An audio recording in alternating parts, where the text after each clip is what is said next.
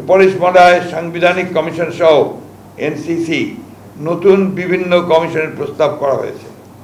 এই সমস্ত কমিশনের এখতিয়ার কর্মকাণ্ডের যে বর্ণনা দেওয়া হয়েছে তাতে মনে করার যথেষ্ট কারণ রয়েছে যে আইন বিভাগ ও নির্বাহী বিভাগকে যথাসম্ভব আন্ডারমাইন করা এবং ক্ষমতাহীন করাই উদ্দেশ্য। অন্তর্বর্তী সরকারের কোনো উপদেষ্টা ক্ষমতায় থেকে রাজনৈতিক দল গঠন প্রক্রিয়ায় প্রত্যক্ষ পরোক্ষভাবে জড়িত থাকায় জনমনের সংশয় সৃষ্টি হয়েছে।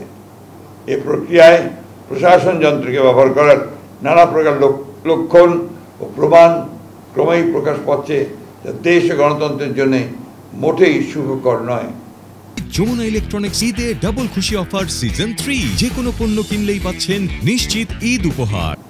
প্রিয় সাংবাদিক ভাই ও বোনেরা, জাতীয় ঐক্যমত্য কমিশন কর্তৃক প্রেরিত স্প্রেডশিটে যে অপশন পছন্দগুলোর ঘরে ঠিক চিহ্ন দিতে বলা হয়েছে, তাতে একটি বিষয় প্রতিবাদ হয়েছে যে বিষয়গুলো প্রস্তাব আকারে আসতে পারত তা প্রস্তাব না রেখে লিডিং কোশ্চেনের আকারে হ্যাঁ বা না উত্তর দিতে বলা হয়েছে। যেমন প্রস্তাবগুলো গণপরিষদের মাধ্যমে বাস্তবায়ন চাই কিনা হ্যাঁ বা না বলুন, কিন্তু প্রথমে সিদ্ধান্ত আসতে হবে যে গণপরিষদের প্রস্তাবে আমরা একমত কিনা। একইভাবে গণভোট ও গণপরিষদ এবং আইনসভা হিসাবে নির্বাচিত সংসদের মাধ্যমে প্রস্তাবগুলো বাস্তবায়ন চাই কিনা ইত্যাদি হ্যাঁ বা না বলুন।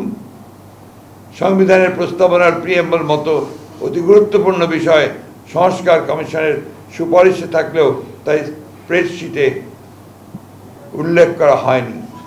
স্প্রেডশিটে 70টির মতো প্রস্তাব উল্লেখ করা হলেও মূল প্রতিবেদনে সুপারিশের সংখ্যা প্রায় 123টির মতো। একইভাবে নির্বাচন ব্যবস্থা সংস্কার কমিশনের মূল প্রতিবেদনের 150টির মতো সুপারিশ তুলে ধরা হলেও স্প্রেডশিটে মাত্র 27টি বিষয় উল্লেখ করা হয়েছে, তার মধ্যে অধিকাংশই সংবিধান সংস্কারের সাথে সংশ্লিষ্ট।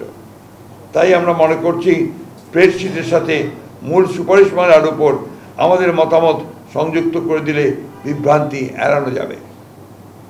জাতীয় ঐক্যমত্য কমিশনের স্প্রেডশিটের অবস্থা এবং কমিশনের সদস্যদের বিভিন্ন সময়ের বক্তব্য ও বিশেষ কয়েকটি রাজনৈতিক দলের বক্তব্য বিবৃতির মধ্যে মিল পাওয়া যায়, যাতে জনমনে প্রশ্নের জন্ম দিতে পারে যে সকল বিষয়গুলো যেন একটি পূর্ব নির্ধারিত কর্ম পরিকল্পনার অংশ, যা গণতন্ত্রের স্বার্থের পক্ষে কিনা সেটা বলা মুশকিল। সুপারিশমালাসমূহ পর্যালোচনায় প্রতীয়মান হয় যেহেতু ভবিষ্যতে অনির্বাচিত ব্যক্তিদের রাষ্ট্রীয় দায়িত্বে নিয়োগের অযৌক্তিক প্রচেষ্টা রয়েছে, যা অনভিপ্রেত। প্রিয় সাংবাদিক ভাই ও বোনেরা, সুপারিশ মডায় সাংবিধানিক কমিশন সহ এনসিসি নতুন বিভিন্ন কমিশনের প্রস্তাব করা হয়েছে। এই সমস্ত কমিশনের এখতিয়ার কর্মকাণ্ডের যে বর্ণনা দেওয়া হয়েছে তাতে মনে করার যথেষ্ট কারণ রয়েছে যে আইন বিভাগ ও নির্বাহী বিভাগকে যথাসম্ভব আন্ডারমাইন করা এবং ক্ষমতাহীন করাই উদ্দেশ্য, যার ফলশ্রুতিতে একটি দুর্বল ও প্রায় অকার্যকর সরকার ব্যবস্থা প্রতিষ্ঠিত হবে।